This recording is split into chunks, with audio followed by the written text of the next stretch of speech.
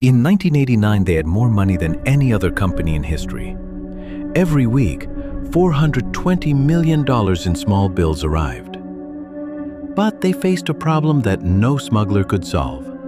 The money literally disappeared. This is the untold story. It will shock you. In 1989, the Medellín Cartel had more cash than any other company in history. Every week they received $420 million in small bills. But then an unexpected problem arose. The money literally began to disappear. Here is the untold story of this strange situation. It started with a simple equation. $60 million in cash every day. That's 5,000 kilos of $100 bills. But storing all that money, that's where things got interesting. At the head of this mountain of cash was Roberto Escobar, Pablo's brother and head of accounting. Your golden rule? Money is king, but kings need castles. So the Escobars bought hundreds of houses. They filled the walls and floors with banknotes. But despite all these precautions, something very strange began to happen. The money began to disappear. It wasn't a robbery. It wasn't the police.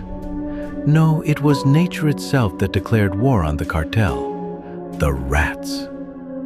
Every night they gnawed millions of dollars. The humidity has rotted entire rooms of banknotes. In 1 month, they lost more money than some banks do in a year.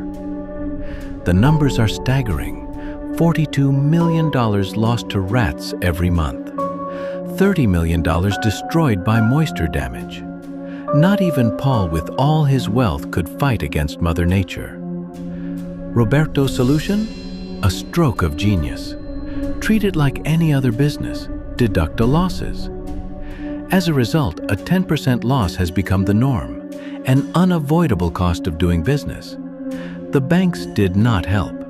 They could only move $350 million a month through the system. The rest, it just sat there, rotting. Feeding the richest rats in Colombia. Feeding the richest rats in Colombia. Problem? He was too big and too successful to manage his own success. While they were counting billions, the rats were sleeping on beds made of $100 bills. The irony of the situation was not lost on many. The world's most powerful criminal empire, defeated not by the DEA or the FBI, but by rodents and rain. The lesson is clear. Some problems cannot be solved with money, even if you have more than you can count. This economic dilemma was unique. Escobar, who had conquered much of Colombia with his cartel and amassed colossal fortunes, had not anticipated that natural factors could pose such a significant problem. It shows that even in a criminal world where money seems to solve everything, some forced